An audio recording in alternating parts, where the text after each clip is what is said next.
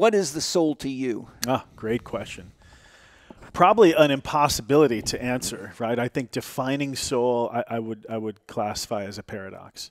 And yet, I believe it's an important question to ask and to Well, when answer. you get to a fork in the road, take it. There you go. There you go. So I would say, gosh, what is soul? Well, if there is a place in me, so I'll say this. I look at soul as, I think, differently than maybe a kind of a classic religious perspective would offer. I don't see it as this thing that comes in and animates my body and then leaves when I die and moves on. I really see a soul as, okay, so if there's a place in me that has the knowledge of why I'm here on this planet, I would call that place my soul. But it's simultaneously not just a place in me, and this is where it gets paradoxical. It's not just a place in me or a part of me. It's not a part at all. It is also the point where I experience myself as interconnected with all things. Mm-hmm. Because it is that spirit that is moving in and through all things, mm-hmm. all of life, right? So I look at soul as really more verb than noun, mm-hmm. if you will. I look at soul as a way of perceiving the world, a worldview, if you will, a way of perceiving the world that sees the perfection in everything so that it can recognize when I'm living from my soul, I'm seeing the gift in all experiences. And I don't say that lightly. Mm-hmm. I mean, we can apply that to gnarly, horrible trauma that happens to people. We can apply that to abuse. We can apply that to nasty stuff, that there are actually gifts in these things. And we kind of started here earlier, Paul, talking. Well, without those things, there would be no capacity for wisdom. Oh, yeah. Well, exactly. So the soul is that which understands which knows our purpose. And so the journey to connect with purpose then is really, I would see it as an ecological process even more than spiritual. Meaning, if we hold a mindset of all life is natural, then the question is, what is my niche in this world? What is my place? Not my habitat, not like the physical place, but my niche being my role. Where's my give and my take in this world? How do I fit as a puzzle piece in the great web of life? And the way I'll discover that is by making a connection with my soul. And how does a person make a connection with soul? My experience is the most effective ways of doing that are through nature. Are through especially quiet time, solo in nature, holding an intention of doing just that. When my intention is, why am I here? I want to make a connection with my soul. I want to touch the depths of who I am. The poets talk about this, right? David White talks about the truth. He would define soul as poetically as the truth at the center of the image I was born with. Right? And again, this is where I do believe soul is paradoxical and impossible to define, but poems and myths are probably a better way of defining it rather than an actual, written definition. So, yeah, the journey of connecting with soul, I mean, that's really what my work has been these last, very consciously, intentionally, these last 7-8 years. I ran the wilderness school for, close to 15 years. And it was around, 2016, 2017. Great transformation with people, connecting people to nature, right?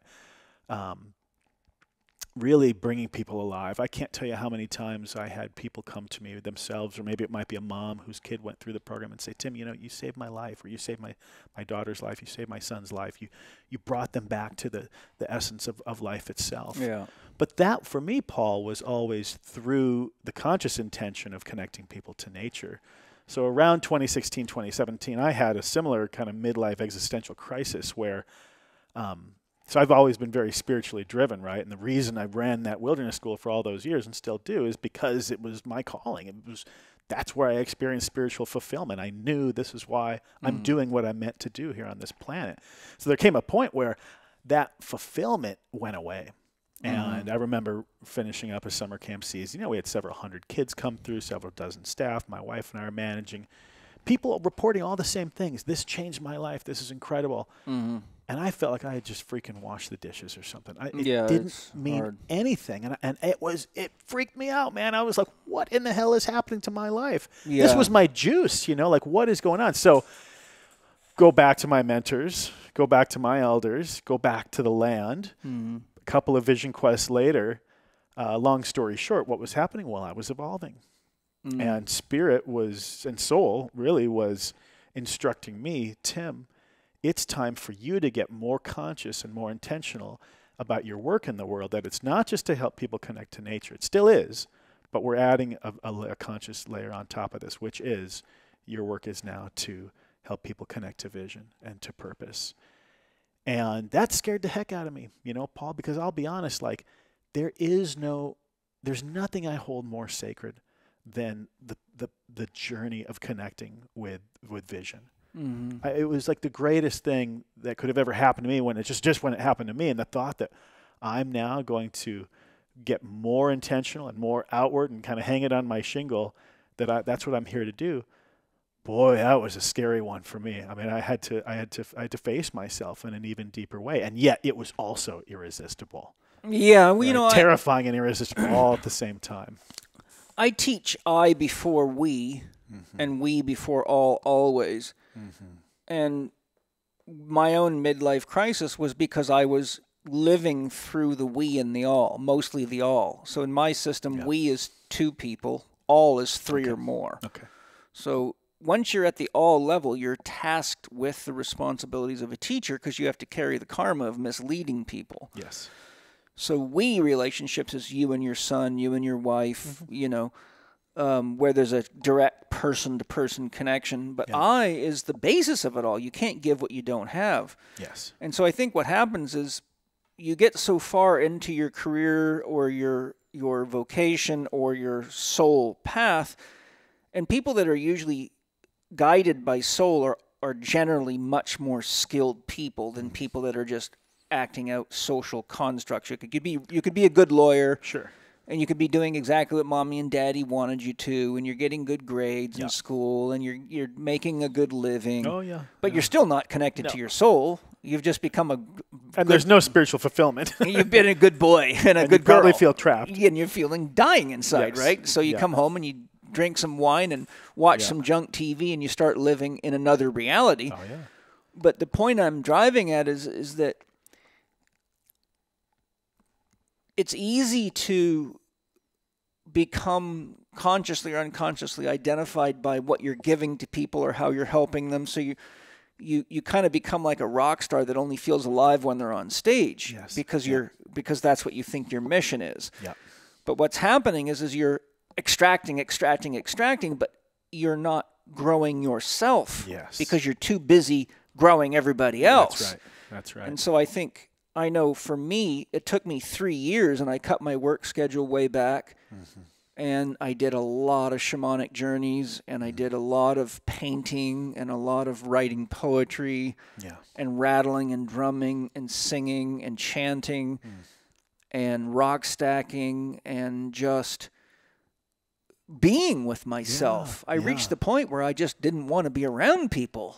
I just, as much as I knew what I was supposed to be doing, I just knew that I was hungry to be with and feed my soul. Yes, you were listening. I reached the point where my soul said, if you keep going doing this, you're going to become one of the people you're trying to help. And that doesn't work. That's not a really good situation for me, no matter which way you slice it. So the point I'm making is I think for me as a therapist and a man who lived through a midlife crisis and did the work to heal, to reinvigorate myself, and my spirit was getting me ready to be a father again, which I had no interest in doing. And once Mana came, it turned me back on again. I'm like, okay, this is pretty cool, actually. Yeah. It woke me up in the heart, especially. Oh, wow.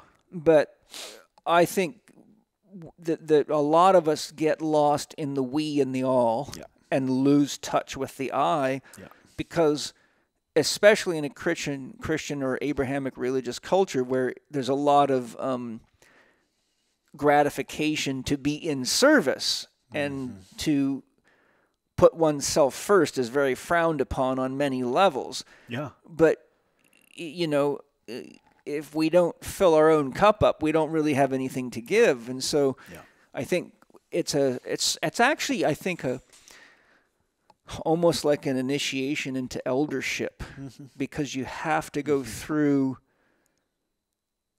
This is why the bee said, no one can make honey alone. Yeah, exactly. Right? Exactly, yeah. You need to work with other people, but you also have to take care of yourself because dead bees don't make honey. Sick bees don't make honey. And so the other thing I wanted to share with you, Well, can I just jump in real quick? Yeah, please. So there was such a parallel there, Paul, because that's when I started Purpose Mountain. That's when I started getting intentional and hung my shingle as, okay, I'm here to help people connect with vision and purpose through nature connection. And at that point, my energy just started drawing back from the wilderness school. Yeah. Now, I've remained involved, but if you look at my trajectory personally with the school, what have I done over these last 6, 7, 8 years has been delegating and exactly what the bees told you. Yeah. Working with others in that way, and I mean, every year that goes by, it's more and more of that. So I just kind of laugh because there's a lot of parallels here. Oh, yeah. You know, I think because we're talking about an archetypal experience. Yes. You and I are, you know, the thing is, if you don't make this archetypal journey, then you just become sick. It never unfolds. So you don't know. You die in yourself. Exactly. And that's the thing. I mean, for me, like stories like this are actually uncommon for me in the world. Yeah. I'm like a handful of people. You're one of them who've gone through maybe a similar process. And I would agree. I think it is archetypal. And that's all still unfolding.